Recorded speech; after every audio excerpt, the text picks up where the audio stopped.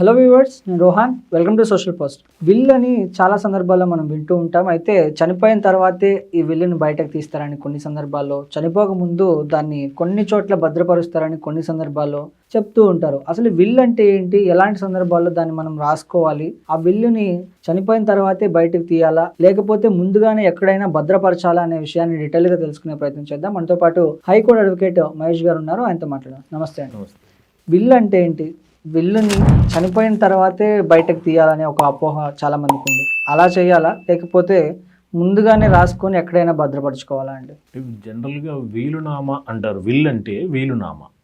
వీలునామా యొక్క ప్రాధాన్యత ఎప్పుడు వస్తుందంటే, ఒక వ్యక్తి అతనుకున్న ఆస్తిని అతనికి నచ్చిన వాళ్ళకి మాత్రమే ఇవ్వాలి అనుకునే దాన్ని వీలునామా కింద రాసి ఇస్తారు. ఓకే. కొంతమంది ఇప్పుడు వాళ్ళకి హక్కు ఉందా లేదా వెరిఫై చేసుకోవాలి ముందు. నేను చాలా కేసెస్లో చూసింది ఏంటంటే, హక్కు తనకి లేకుండా వీలునామా రాస్తారు.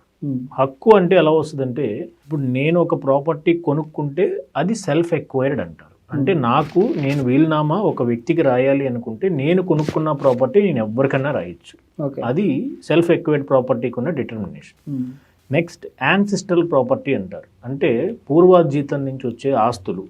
ఆ ఆస్తుల్లో నాకు అనుభవించే హక్కు ఉందా, కంప్లీట్ రైట్స్ నాకు ఇచ్చారా, లేదా నాతో పాటు తోటి వారసులు ఎవరైనా ఉన్నారా, తోటి వారసులు ఉంటే వాళ్ళకి యొక్క ప్రాధాన్యత ఏంటి, నేను వీలునామా రాస్తే ఇది వాళ్ళకి వర్తిస్తుందా వర్తించదా. జనరల్గా ఏంటంటే పూర్వాజీతం నుంచి వచ్చిన ఆస్తులు అనుభవించే హక్కు ఉంటుంది తప్ప వీలునామా రాసి ఎవరికన్నా ఇవ్వాలి అంటే ఇతనికి వచ్చిన షేర్ మాత్రమే రాయగలడు. అది తెలియక ఏమవుతుందంటే, మా తాతగారు 70-80 సంవత్సరాల నుంచి ఇదే ఆస్తిలో ఉంటున్నారు, ఆయనకి తప్ప ఇంకెవరికి ఈ ఆస్తిలో హక్కులు లేవు, ఆయనకి సంబంధించిన తోబుట్టువులు అందరూ కూడా లేరు, ఈ వీలునామా ప్రకారం ఇది నాకు చెందింది అని ఒక అతను వస్తాడు.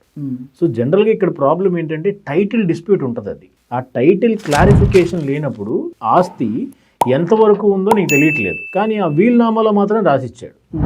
రాయటం వల్ల ఉపయోగం ఏం లేదు. అతనికి లేని హక్కు ఇతను క్రియేట్ చేసుకుని ఇంకో అతను మనవడకో కొడుక్కో ఇవ్వటం అనేది జరుగుద్ది.